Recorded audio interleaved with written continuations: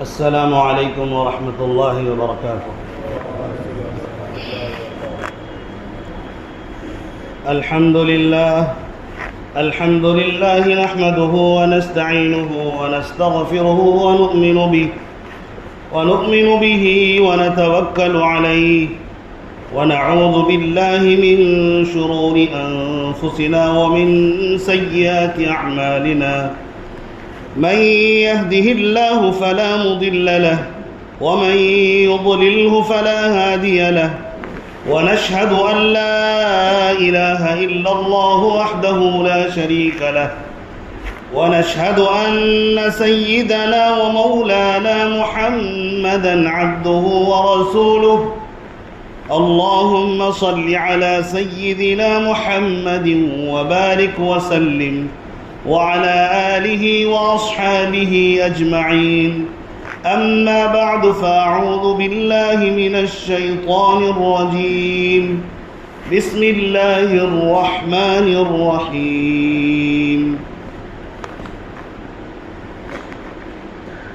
لقد من الله على المؤمنين إذ بعث فيهم رسولا من أنفسهم يتلو عليهم آياته ويزكيهم ويعلمهم الكتاب والحكمة وإن كانوا من قبل لفي ضلال مبين صدق الله العظيم۔ میرے واجب الاحترام بزرگوں اور بھائیوں اور اسلام کے غیور فرزندوں اور عزیز نوجوان دوستوں، اللہ تبارک و تعالیٰ کا بہت بڑا کرم اور احسان ہے کہ اللہ تبارک و تعالیٰ نے ہم سب کو سب سے قیمتی دولت ایمان کی دولت سے نوازا ہے اور مسلمان بنایا ہے۔ ہم کلمہ لا الہ الا اللہ محمد الرسول اللہ کا اقرار کرتے ہیں اور اسی کلمے کے ساتھ ہم اپنے خالق اور مالک اپنے رب کے دربار میں پیش ہونا چاہتے ہیں اور اس کی کوشش کرتے رہنا ہم سب کی ذمہ داری ہے۔ ہمارے اور آپ کے آقا حضرت محمد صلی اللہ علیہ وسلم نے زندگی کا ایک ایک لمحہ اس لیے گزار دیا تاکہ ایک ایک بندہ اللہ کے حضور اسی کلمے کے ساتھ پیش ہو جائے، تاکہ اللہ تبارک و تعالیٰ ان مومنوں کو، ان مسلمانوں کو اپنے انعامات سے نوازے۔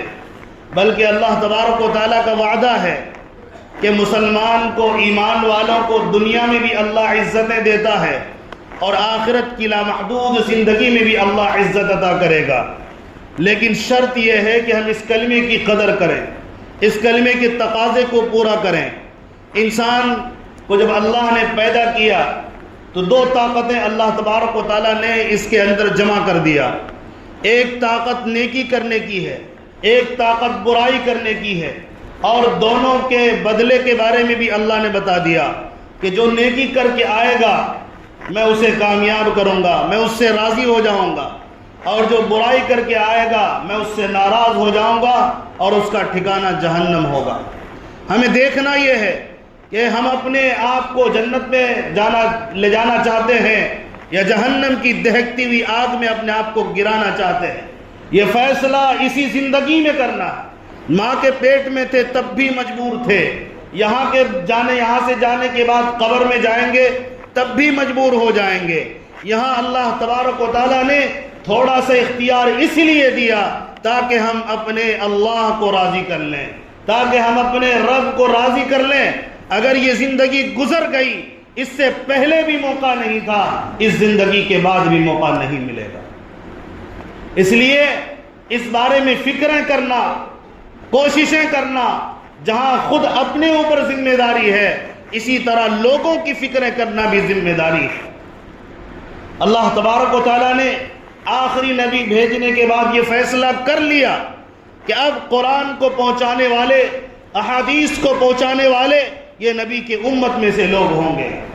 حضرت محمد صلی اللہ علیہ وسلم نے اپنے صحابہ کو جمع کر کے بتایا، اپنے صحابہ کو قرآن سکھایا، اپنے صحابہ کو دین سکھایا، اپنے صحابہ کو طریقے زندگی سکھایا، حلال سکھایا، حرام بتایا۔ اللہ کے نبی پاک علیہ الصلوۃ والسلام نے تمام چیزوں کو بتایا، طریقہ زندگی بتایا، اور جو بندہ آج تک نبی پاک علیہ السلام کے عشق میں، نبی کی اتباع میں، نبی کی ایک ایک بات پر عمل کرتا ہوا زندگی گزارتا ہے، وہ کل بھی ناکام نہیں تھے، آج بھی ناکام نہیں ہے، اور مرنے کے بعد بھی وہ پیارے آقا صلی اللہ علیہ وسلم کے ساتھ ہوں گے۔ اسی کو نبی پاک علیہ السلام نے ایک مرتبہ ایک صحابی سے فرمایا، المرء مع من احب، کہ آدمی اس شخص کے ساتھ قیامت کے دن ہوگا جس سے وہ محبت کرتا تھا۔ تو ہمیں محبت قرآن سے کرنی ہے، احادیث سے کرنی ہے، نبی پاک علیہ السلام کے ایک ایک تعلیمات سے کرنی ہے، اور یہی ایمان والے کی علامت ہے، ایمان والوں کی پہچان ہے، پکے مسلمان کی یہ علامت اور پہچان ہے۔ میرے دوستوں بزرگوں، ہمیں سمجھنا ہوگا اور سنبھلنا ہوگا، جس طرح ہمارے اندر نیکی کرنے کی طاقت ہے، دوسری طرف ہمیں گناہ کرنے کی طاقت بھی اللہ نے دی، لیکن گناہ کی طاقت کو نیکی کی طاقت سے زیر کر دینا یہ ایمان والوں کا کمال ہے۔ ہمیں یہی کرنے کے لیے دنیا میں بھیجا گیا ہے۔ جب تمہاری طرف ایک طرف سے باطل آئے، ایک طرف سے گمراہی آئے اور تمہیں اس میں پھنسانا چاہے، تو تم نکلنے کا راستہ ڈھونڈو، اور وہ راستہ تمہیں ملے گا تعلیمات نبوی میں۔ جسے نبی سے عشق ہوگا وہ تعلیمات نبوی میں دیکھے گا، اور اس سے اس باطل کا مقابلہ کرے گا، اس گمراہی کا مقابلہ کرے گا، اور چل پڑے گا اس راستے پر جس پر صحابہ چلے تھے، تابعین چلے تھے، تابعین چلے تھے، اولیاء آج کے زمانے میں چل رہے ہیں، علماء چل رہے ہیں، پکے سچے مسلمان چل رہے ہیں۔ ایک ایک مسلمان کو اس بات کے لیے تیار رہنا چاہیے، باطل کا مقابلہ آج سے نہیں، حضرت آدم علیہ السلام جو پہلے انسان، پہلے نبی ہیں، اسی وقت سے باطل کا مقابلہ، وہ باطل چلا آ رہا ہے۔ نیکی کے سامنے، نیک لوگوں کے سامنے باطل ہمیشہ آتا رہتا ہے، لیکن نیک لوگ اسے ہرانے میں ہمیشہ کامیاب ہو جاتے ہیں۔ یہ پیچھا چھوٹنے والی نہیں ہے کہ ہم سوچیں گے کہ کیوں ہم بہت آرام کے ساتھ نماز نہیں پڑھ لیتے، کیوں بہت آرام کے ساتھ قرآن نہیں پڑھ لیتے، کیوں بہت آرام کے ساتھ نبی کی سنت پر عمل نہیں کر لیتے۔ میں آپ کو بتا دوں، ایک طرف شیطان ہے، ایک طرف وہ برائی کی طاقت آپ کو کھینچ رہی ہے، جہنم کی دہکتی ہوئی آگ میں وہ گرا دینا چاہتی ہے، قبر کے عذاب میں آپ کو گرفتار کر دینا چاہتی ہے۔ ان طاقتوں کا مقابلہ کرنا آپ کے ذمے ہے، اور اللہ تبارک و تعالیٰ نے کسی کے ہاتھ پر نہیں روکے کہ وہ نیکی پر کھڑا نہیں ہو سکتا۔ اللہ نے پیروں میں طاقت دی، اللہ نے زبان میں طاقت دی، اللہ نے دل و دماغ میں طاقت دی، اللہ تبارک و تعالیٰ نے جسم میں طاقت دی، سوچنے کی صلاحیت دی، فیصلہ کرنے کی طاقت دی۔ کیا نیکی ہے، کیا برائی ہے؟ اگر کوئی بندہ یہ بہانہ کر دے، میں تو جاہل تھا، میں تو ان پڑھ تھا، میں گنوار تھا، میں کہتا ہوں یہ جھوٹ ہے۔ اس جھوٹ سے ہر ایک کو نکلنا ضروری ہے۔ آپ کہیں گے جھوٹ کیسے ہیں، آپ تو اتنا بڑا الزام لگا دیے حضرت۔ میں کہتا ہوں جھوٹ ہے، یہ سراسر جھوٹ ہے۔ وہ کیسے جھوٹ ہے؟ جب اللہ نے نیکی کی بھی طاقت دی، برائی کی بھی طاقت دی، دونوں کی طاقت آپ کے پاس موجود ہے۔ جب برائی کرنے کی بات آتی ہے، آپ دوڑ کیسے جاتے ہو؟ صلاحیت آپ کے دماغ میں موجود ہے، اس لیے آپ کو اچھا لگ رہا ہے تھوڑی دیر کے لیے، آپ کو لگ رہا ہے یہاں مزے آئیں گے، یہاں آرام ملے گا، یہاں عیاشی ہوگی، حرام خوری میں سکون ہے، آپ کو بظاہر لگ رہا ہے تو آپ اس طرف دوڑتے چلے جاتے ہیں۔ حرام ہمیشہ زیادہ ہوتا ہے، اس لیے حرام کی طرف آدمی دوڑتا چلے جاتا ہے۔ اندھیریاں زیادہ ہے اور اسے لگتا ہے کہ اس میں ہو سکتا ہے کہ یہ صحیح ہمارے لیے، اس راستے کو کیسے چن لیتا ہے۔ یہ فیصلہ کرنے کی طاقت ہے، تبھی تو ہاتھ میں طاقت ہے، بازوؤں میں طاقت ہے، پھر اس پر عمل بھی کرتا ہے۔ اس طاقت سے کرتا ہے کہ نہیں کرتا؟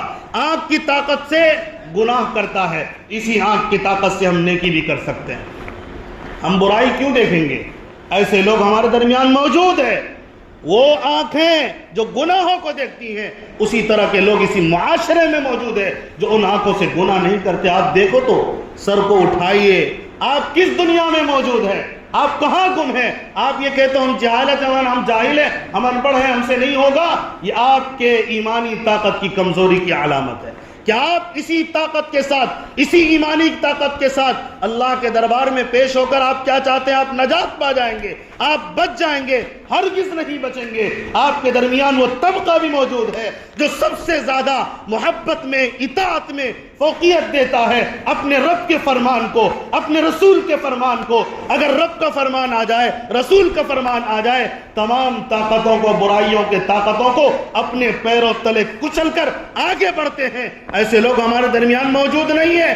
دیکھو علماء کی زندگیاں کہاں گزرتی ہیں، کتابیں پڑھانے میں، کتابیں لکھنے میں، مدرسوں کے اندر گزرتی ہے، اور اسی طرح مسجدوں میں گزرتی ہے تو یہ بھی آپ کی طرح آپ کہیں گے یہ تو مدرسے میں چلے گئے اس لیے بچ گئے۔ میں آپ کو ایسی مثال پیش کر دیتا ہوں، نہ وہ مدرسے میں نہ مسجد میں، لیکن انہوں نے پڑھا، قرآن کو سیکھا، دین کو سیکھا، علماء ہیں، نبی کے وارث ہیں، اور وہ دین کا کام جہاں بھی ہے، تجارت میں رہتے ہوئے ڈاکٹر پروفیسر بن کر بھی دین کا کام بہترین طریقے پر کر رہے ہیں اور زبردست زندگی گزار رہے ہیں، اور اللہ تعالیٰ نے انہیں پوری دنیا میں عزت دی ہوئی ہے، اور پوری دنیا میں وہ دین کا کام بھی کر رہے ہیں۔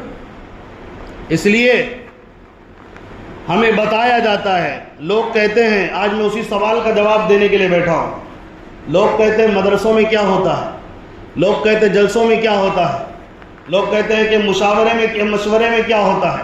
میں آپ کو بتاتا ہوں کہ مشورے میں کیا ہوتا ہے اور جلسوں میں کیا ہوتا ہے، مدرسوں میں کیا ہوتا ہے، لیکن شرط یہ ہے کہ وہ مدرسہ صحیح نہج پر چل رہا ہو، شرط یہ ہے کہ جلسہ جس طریقے پر چلنا چاہیے اس طریقے پر چل رہا ہو، مشورہ اس طریقے پر چلے جو طریقے نبوی ہے۔ نبوی طریقے پر مدرسے میں جو ہوگا، اللہ کی قسم وہاں سے دین کے داعی اور خدا کے ولی پیدا ہوں گے۔ جس جلسے کو ہم نے للہ فی اللہ سجایا ہے، اس جلسے میں قرآن کی بات ہوگی، حدیث کی بات ہوگی، تام جھام زیادہ نہیں ہوگا، ٹائم پاس نہیں کیا جائے گا۔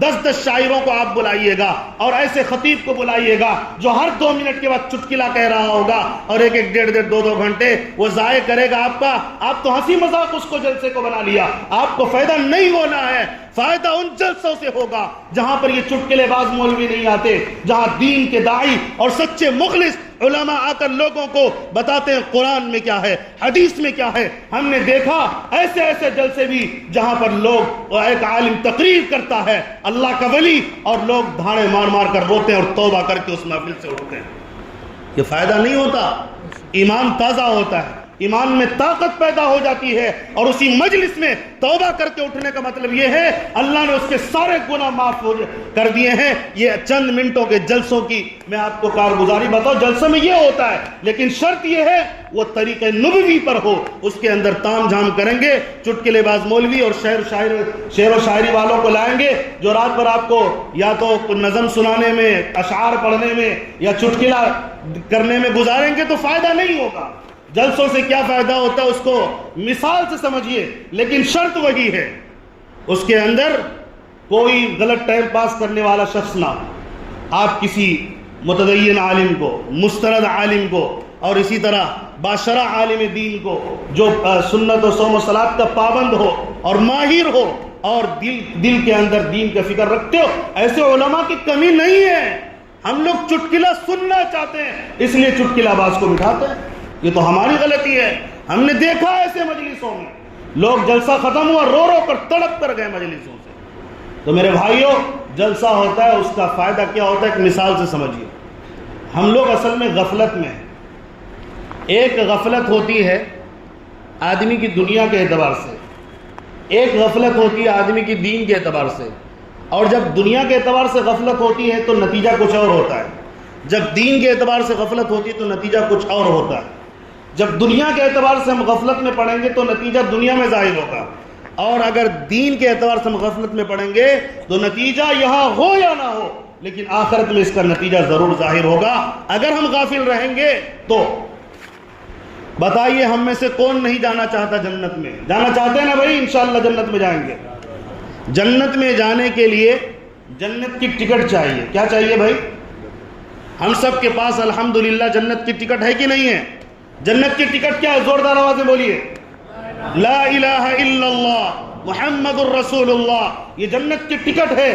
جس کے پاس دل و جان سے محفوظ اس کے سینے میں، اس کی زبان پر یہ کلمہ ہوگا، وہ آدمی جنت میں جائے گا۔ جنت کی ٹکٹ موجود ہے، لیکن دوستو بزرگوں، معاملہ یہ ہے کہ اس جنت کی ٹکٹ کے ساتھ ساتھ ہمیں جنت کی سواری پر سوار ہونا پڑے گا۔ اگر آپ جنت کی ٹکٹ کے ساتھ جنت کی سواری پر سوار نہیں ہوں گے تو وہ راستہ ٹکٹ موجود ہوگا، لیکن آپ پہلے اول وہلہ میں جنت میں نہیں جائیں گے۔ پہلے آپ کو غفلت کی سزا ملے گی، جو آپ نے جنت کی سواری چھوڑ کر جہنم کی سواری کی تھی اس کی سزا آپ کو ملے گی۔ پہلے دھلائی ہوگی جہنم میں، اس کے بعد آپ کو بتایا جائے گا اب غفلت دور ہو گئی تو آپ کو سواری بھی جنت کی لینی پڑے گی، تبھی کام ہوگا۔ اس کو دنیاوی مثال سے یوں سمجھیے، ایک آدمی پٹنہ سے جانا چاہتا ہے لال قلعہ دیکھنے کے لیے۔ بتائیے لال قلعہ کہاں ہے؟ دلی میں۔ اس نے ٹکٹ لی ہے دلی کی، اب وہ دلی کی اس نے ٹکٹ لے لی ہے۔ اب وہ ٹرین کوئی بھی آتا ہے اس پر بیٹھ جاتا ہے، جس ٹرین پہ بیٹھا اتفاق سے وہ ٹرین کہاں جا رہی تھی؟ کلکتہ جا رہی تھی۔ کہاں جا رہی تھی بھائی؟ جانا ہے اس کو لال قلعہ۔ اب ٹرین پہ ٹکٹ بھی اس کے پاس دلی کی موجود ہے، لیکن وہ بیٹھ گیا ہے کلکتے کی ٹرین پر۔ اب یہ بتائیے کہاں پہنچے گا؟ یہ پہنچے گا سیدھا کلکتہ۔ راستے میں کچھ لوگ اسے ملتے ہیں، اسے کہتے بھائی تم کہاں جاؤ گے؟ وہ کہتا میں تو دلی جا رہا ہوں لال قلعہ دیکھنے کے لیے۔ کہتا بیوقوف ہو گیا، اتر جا۔ تو ٹرین جہاں رکتی ہے اسٹیشن پر اسے سمجھایا جاتا ہے اتر جا، ابھی بھی وقت ہے، واپس پٹنہ جا، دلی کی سواری میں بیٹھ، یہ ٹرین تو کلکتہ جا رہی ہے، تو کلکتہ کی ٹرین میں بیٹھا ہوا ہے بھائی، تم اتر جا، ابھی بھی ٹائم ہے۔ ہر اسٹیشن پر لوگ اسے سمجھاتے ہیں، یہ ہر اسٹیشن پر یہی جواب دے رہا ہوتا ہے میرے پاس دلی کی ٹکٹ موجود ہے، زیادہ مجھے مت سمجھاؤ، میں تم سے عقل مند ہوں، میرے پاس دلی کی ٹکٹ موجود ہے تو میں کہاں جاؤں گا؟ میں دلی جاؤں گا۔ یہ سب کو بول کر ٹکٹ دکھاتے ہوئے جاتا ہے، تو ہر جگہ اسے سمجھایا جاتا ہے، لیکن یہ اترتا نہیں۔ جب کلکتہ پہنچتا ہے تو لال قلعہ ڈھونڈتا ہے۔ بولا بیوقوف ہے کیا لال قلعہ دلی میں تو کلکتہ پہنچ گیا ہے؟ کہتا میرے پاس ٹکٹ دیکھو یار۔ کہتا ہے تمہارے دماغ کا علاج میرے پاس نہیں ہے، یہ ٹکٹ تیرے پاس موجود ہے، لیکن تو جس گاڑی پر بیٹھا تھا، جس سواری پر بیٹھا تھا، وہ سواری کلکتہ جا رہی تھی۔ اگر تو نے ٹکٹ دلی کا لیا تھا تو دلی کے سواری پر بھی سوار ہونا ضروری تھا۔ تو غلط ٹرین پر آیا اس لیے غلط جگہ پہنچ گیا، تو صرف ٹکٹ کافی نہیں ہے، اب افسوس کرتا ہے اتنی دور کا سفر کر کے آیا، امنگیں لے کر آیا اور خواہشیں لے کر آیا، کلکتہ کی گلیوں میں لال قلعہ ڈھونڈ رہا ہے، ماتھا پیٹ رہا ہے، ٹکٹ کے پیسے بھی ضائع ہوئے، بیوی بچوں کے ساتھ تھا، توشہ ساتھ تھا، سب ضائع ہوا، ٹائم بھی برباد ہوا، خواہشیں اور تمنائیں بھی ختم ہو گئی۔ وہاں سے تو کہہ سکتے 2-4 دن کے بعد لوٹ کر پھر چلا جائے گا دلی۔ میرے دوستوں، مرنے کے بعد کوئی واپس نہیں آتا ہے۔ اسی طرح ہمیں بتایا جا رہا ہے اس غفلت بھری دنیا میں جنت کی ٹکٹ لے لیے ہو، جلسہ کر کے بتایا جاتا ہے لوگوں یہ جنت کی ٹکٹ تمہارے پاس ہے، سواری پر سوار ہونا ہے، نبی کی سنت کی سواری پر سوار ہو جاؤ، قرآن کی سنت پر، قرآن پاک کے الفاظ کی سواری اختیار کر لو، یعنی قرآن کے حکم پر چلنے لگو۔ ہر جلسے میں، ہر مجمع میں، ہر مشورے میں، مسجد میں امام جمعے کے دن یہی آپ کو بتاتا ہے، مدرسے میں بٹھا کر یہی بتایا جاتا ہے آگے جو زندگی آنے والی ہے، تم فیلڈ میں اترو گے، کئی طرح کی سواریاں کھڑی ہوگی۔ کوئی سواری اگر تمہیں لال قلعہ جانا ہو، کوئی سواری کھڑی ہوگی کلکتہ کے لیے، کوئی بنارس کے لیے، تمہیں وہی بیٹھنا ہے جو دلی جا رہی ہو۔ جب باہر نکلو گے مدرسے میں پڑھنے کے بعد، مدرسے میں بتایا جاتا ہے ایک طرف گمراہی کے راستے نظر آئیں گے، حلال ایک طرف حرام نظر آئے گا، ایک طرف حلال ہے۔ مدرسے میں سکھایا جاتا ہے تمہیں حلال راستہ اختیار کرنا ہے، حلال خوری کرنی ہے اور حلال کاروبار کرنا ہے، حلال کمائی بھی کرنی ہے اور حلال طریقے پر زندگی گزارنا ہے، تبھی تم جنت میں پہنچو گے۔ اگر تیرے پاس ٹکٹ موجود ہے، جنت کی ٹکٹ موجود ہے، لیکن اگر تم نے سواری جنت کی نہیں لی ہے تو سیدھا جہنم میں پہنچو گے۔ وہاں سے پہنچنے کے بعد واپسی بہت مشکل ہے۔ اس لیے ہمیں بتایا جاتا ہے آج جو پروگرام ہونے والا ہے قریب آ چکا ہے، اس کے انتظار میں ہم لوگ ہیں۔ ہر طرف سے باطل ہمارا مقابلہ کر رہا ہے۔ مسلمانوں، اگر آپ کے اوپر اگر آپ کے خلاف کوئی آئے، ہمارا ایمان یہ ہے جان اگر جاتی ہے، کوئی ظالم لیتا ہے جان، ہم برداشت کر سکتے ہیں ایک حد تک، انصاف کی کوشش کریں گے، لیکن اس کے لیے سارے لوگ نہیں اٹھائیں گے آواز۔ ہو سکتا ہے کچھ لوگ اٹھائیں کچھ لوگ نہیں، لیکن جب ایمان کی بات آئے گی تو یاد رکھیے ایمان کی سلامتی کے لیے، ایمان کے تقاضے پر عمل کرتے ہوئے ہم کھڑے ہو جائیں گے اور ہم باطل کا مقابلہ کریں گے۔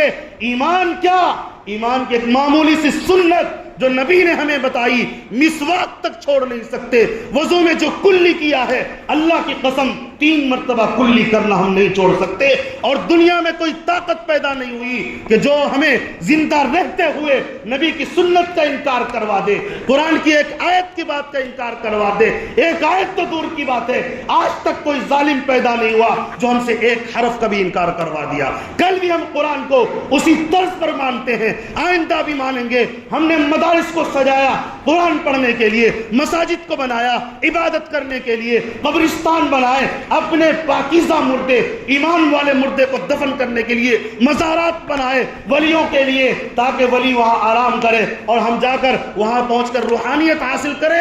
آج ایک قوم کھڑی ہو گئی ہے جو یہ چاہتی ہے مدرسے بند ہو جائے، جو یہ چاہتی ہے مساجد پر تالے لگ جائے، جو یہ چاہتی ہے قبرستان ختم ہو جائے۔ سب کو ایک ساتھ زندگی گزارنی پڑے گی، ایک طریقے پر، گمراہی کے راستے پر۔ کل بھی ہم نے ان ظالموں کو مقابلہ کیا تھا صحابہ کے دور میں۔ تم کیا مشرک ہوگے، تم کیا کافر ہوگے؟ تم سے زیادہ سخت ابو جہل، ابو لہب کافر تھے، جو نبی کی علامات کو، نبی پاک علیہ الصلوۃ والسلام کے معجزے کو دیکھ کر بھی ایمان میں داخل نہیں ہوتے تھے۔